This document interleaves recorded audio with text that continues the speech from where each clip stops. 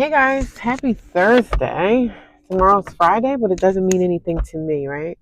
I'm getting ready for work. I'm getting ready to travel over to the next town. I just had to stop here and get a couple things for breakfast, but I wanted to talk to you guys and say that I appreciate you. I thank you for coming here and just coming by every day when I do my live streams at 5:30, 5 o'clock in the morning. Sometimes it's like 4:45 in the morning. Some people are up and you guys are like communicating with me in the comments and responding. And sometimes I can't always see all the comments because I'm driving, right? So I always let you guys know that I can look at the comment when I stop at a stop sign or when I'm at a red light. I can look at the comments and I can respond back. But I thank you guys for the day ones, the people that's been here since like the beginning of my journey. For some reason, when I was homeless, in my car. I stayed in my car when I was kicked out of a friend's house, right? I stayed with a girlfriend of mine and we just ended up not getting along. So I had to leave her house unexpectedly. I had to move everything out, move everything back to storage. Like for the second time, this is the second person in my life that, asked me to leave her house. It's water under the bridge. That's been almost 6 months ago. But something was telling me when I was staying in my car, something said, I guess it was God. God said, you know what? Share your journey, share your story, and let people know that if they're homeless, if they have to stay in their car, that everything is going to be okay. Like better days are always ahead of us. Open up the phone, share your story. I shared my story since the first night or the first day that I slept in my car. I think I slept in my car that night and then I woke up and I turned on the camera organically and I just started to talk and let people know that if you're in this situation, if you are living in your car, it's not going to last long. It's going to last as long as you allow it to last. If you have money, if you have a job, if you have resources, you're going to be okay. If you have the finances, you're going to be fine. But at some point I got tired of staying in my car. I got tired because when I was in my car, it was literally like in the middle of the summer and it was hot, right? And staying in your car, you can't keep your windows down. Not in the middle of the summertime. You know why? Because of danger. You never know who's running around. Never know who's walking on the streets at night. Danger due to that. And then not only that, you have the mosquitoes that will come into your car and bite you all night long. And that's not fun, right? Even if you bundle up, and you can't bundle up too much when it's when it's like 75 degrees inside the car. 75. Some nights it felt like it was 80 degrees inside my car. Some nights it was cooler outside than it was inside my car. So I got tired of doing that.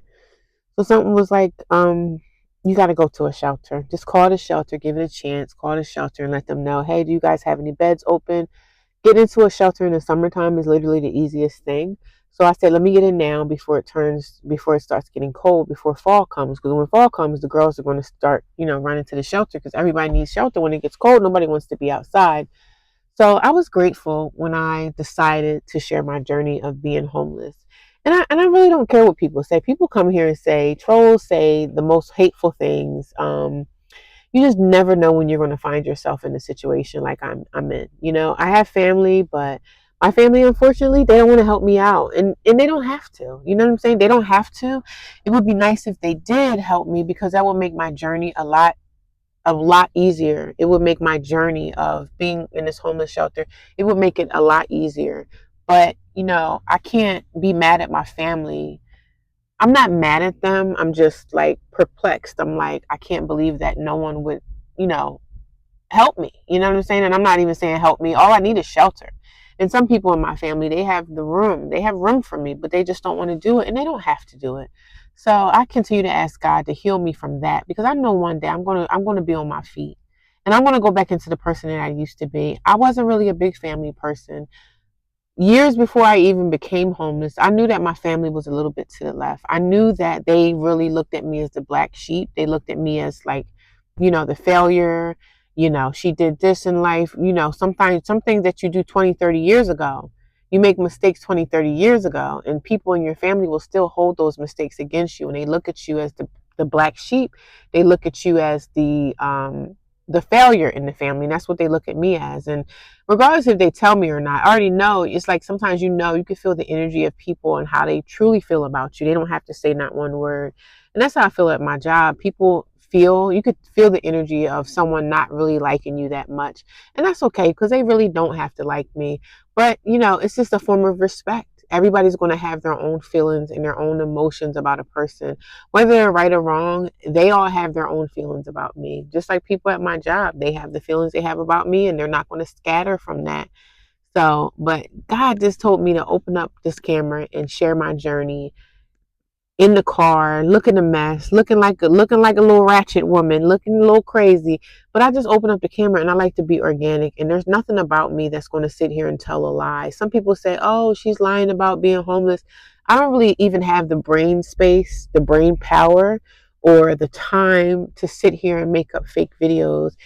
YouTube is a lot. It looks easy when you open up a camera and you have to talk to a camera. It looks very, very easy, but it's really not. You have to put time and dedication into it. There's plenty of times that I went on my 30-minute break and I'm like, well, let me do a 15-minute video. You have to do sit down videos and talk to people. You have to communicate with people. You have to communicate with your subscribers. You just have to be open, and people, they'll find, oh, she's a real genuine person. A human being can see the genuineness in me. They can see, oh, wow, she's really going through it, but she's trying to work her way through it. And I'm going to continue my journey. And I'm thankful that you guys are here, because, like I said, I don't have my family. I don't have family. I'm always on social media, communicating, making friends, and talking to people, because that's how I heal. I heal by talking to people. I heal by watching other people's journeys. I watch other homeless people, whether they're homeless inside a shelter or if they're homeless. I watch homeless content of people being homeless in the streets and they live in tents. I watch that type of content. I watch van life content. I watch hikers. I love hiking.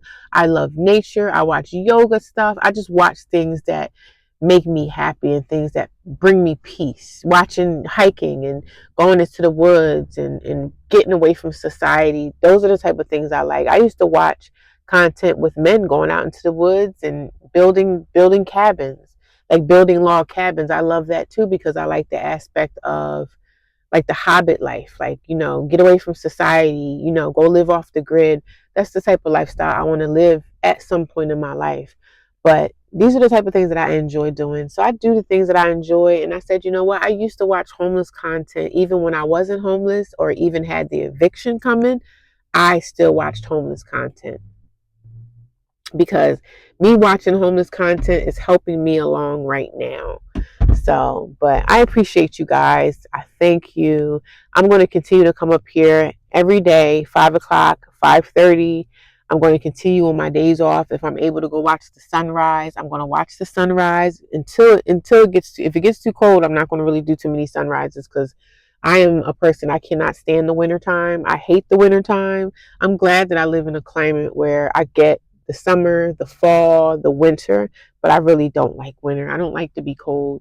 That's why I'm so glad and thankful that I'm not a homeless person who lives outside in the streets. Some homeless people live on the streets all winter long. I don't see how they survive it. I don't see how they do it. But a lot of homeless people do live on the streets. They live in parks. They live in hiking trails. Homeless people live all over the place. But I guess, some people don't like to be in shelters because they don't want to be told what to do. They don't want to have a curfew. They kind of just want to do their own thing. So they just rather stay in the streets. And there's all different types of homeless people. Right now at your job, the person that you're sitting next to in the next cubicle, they could be homeless, but they don't look it. I don't look like a homeless person. I look like a person that's going into my job, going to work my 9 to 5 corporate job. Nobody at my job knows that I'm homeless. And one day my therapist told me, she was like, well, maybe you should tell your job, because maybe they might have resources for you. And I'm just like, no, I work for a multi-billion dollar company that's been in business over 60 years. So I said, why would I go tell them that? Why would I go tell them they're homeless? These are people who make money. They're not what you think they're going to say? Oh, we can get you an apartment over here, but I have to pay the rent that I probably can't afford to pay anyway by myself. So that's why I've been looking for a second job. I've been having my applications on Indeed. It's very hard to even find a job. Everybody say that they're hiring, but nobody's calling you back for interviews. So it's a lot. It's a lot. And I know people tell me to do Uber. I have all my clothes and everything in my car. I couldn't possibly do Uber. I really don't want to do Uber because of my safety. I'm just scared of all these stories that I heard about Uber drivers attacking people, and I just don't want to do the Uber thing. And I know people tell me to do like Uber Eats, where you pick up somebody's food and deliver it to their house. That's good too, and I have been looking into that. But I'd rather just go into an establishment and just work my 8 hours and just be done. So you guys pray for me. And I know you guys are praying for me. I know you guys got my best interest at heart, because a lot of you people that watch me are really, really good people. And some people tell me that they're homeless. Some people say, I'm homeless now, or I've been homeless before, or some people say they were homeless for years. And I'm just like, well, I've been homeless now for about 2 years. And some people say, why are you saying you're homeless? Because if you have a place to sleep. I'm homeless technically because I don't have an address. I don't have a place to send my mail. Yeah, I could send my mail to the homeless shelter, but the homeless shelter is only temporary. It's not something that I could see myself staying at for the next 5 years. It's temporary. It's a temporary situation. But when you get yourself involved in an eviction, the eviction could mess it up, because some landlords won't even rent to me due to the eviction. So it's all types of different things that went on with me, that's going on with me right now, that I have to deal with, So, but I have hope and I have faith that something's going to open up, even if it's me finding a roommate for the next couple of years to live with. I'm open to that as well, but I can't really look around for things because I have other bills that I need to pay for. So I have to really watch. I mean, people come at me all the time and say, "Hey, why don't you do this? Why don't you go get an apartment? Why don't you go do this?" It's not that easy when you don't have the financial backing to get the apartment. So I just wanted to let everybody know that I appreciate you guys and I thank you. And that's probably muffled. I don't know how this is going to sound. These are like headphones, but they're like really cheap headphones. So I'm about to get ready to go down the street so I can get to work, honey. I'm going to have a fabulous day. It's going to be a fabulous day. It's going to be a fabulous day. You have to speak it into existence. Even though we're living in some really crazy, crazy times, I still have faith in God that I know that I'm going to come out of this. Like, I didn't lose all hope. You know what I'm saying? I didn't lose all hope. I didn't lose my faith.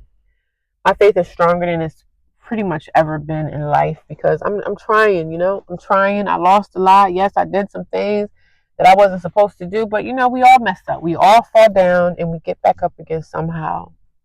We can't let the things or the people around us take us to a place where we just find ourselves getting ourselves in trouble. Like, let's avoid conflict with people at all costs, because avoiding a conflict can avoid you getting arrested, going to jail, and just anything. Like, I just always get up every morning and I thank God for my life, and I thank God that I'm not somewhere stuck in a hotel, like somewhere stuck in a hospital room. You know what I'm saying? There's people on life support. It's just something else, and I just thank God that I have the activity of my limbs and I'm able to. I love blush, y'all. If y'all can't see, I love to put some blush on my cheeks. I love blush, but I'm just a girly girl, and I can't wait until I get my place, because I'm going to make me a nice little makeup desk. I'm going to be able to plan my makeup again, and I'm going to be doing all that when I get my apartment. So, but the downside is, I'm like, dang, if I get another place, I don't want to work that hard. You know what I'm saying? I don't really want a second job, because I know I'm going to be freaking exhausted, y'all. I know I'm going to be exhausted, but a sister got to do what a sister got to do. So I'm going to be very, very exhausted. I know, because I worked 2 jobs before. This is not my first rodeo, but you know, God, God is going to work it out for me. I know He is. He always does. And yesterday I had some soup from Wawa. I wanted to get something, and that's the only thing I hate about being homeless and being out here and not having access to the shelter. And yes, they will give us like 3 meals a day, but I'm never there. I'm always on the road going to work, so I'm never there to get the free food. You know what I mean? But when I'm off, some days that I'm off, I might like catch a breakfast, or I might catch a lunch or a dinner or something like that. But I still keep the faith, and every now and again I'm going to sit down and do a 15-minute talk through with you guys and kind of let y'all know like how grateful and thankful I am to have y'all a part of my journey and a part of my life, because I get excited, because sometimes I wake up and I say, let me go talk to my peoples. We all want somebody to talk to. We all want somebody to listen to us. And it's just crazy how life can be. And it's like the holidays are going to be coming up soon, so I'm like, oh God, Now I really have to spend time with my family because, I don't want to be stuck in a shelter for Thanksgiving or anything like that. So, but nonetheless, I appreciate you guys. I'm trying to find my earrings. But I will talk to you guys later. Thank you. Bye.